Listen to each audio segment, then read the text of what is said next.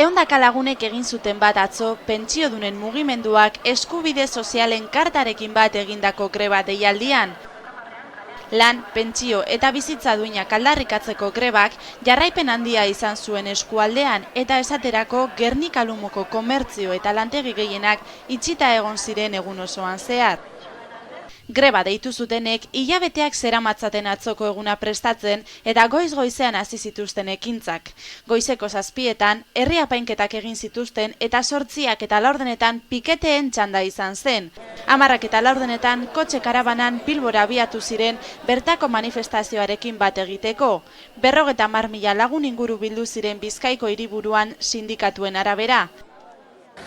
Grebalariek Astran egin zuten bazkaria eta honen ostean mahai ingurua izan zuten 21. mendeko sozialismoa eraikitzen alternatibak gertutasunetik eraiki titulupean. Azkenik 6etan manifestazioa egin zuten Gernika Lumoko kaleetan zehar eta 100 herritar eta elkarteren babesa jaso zuten.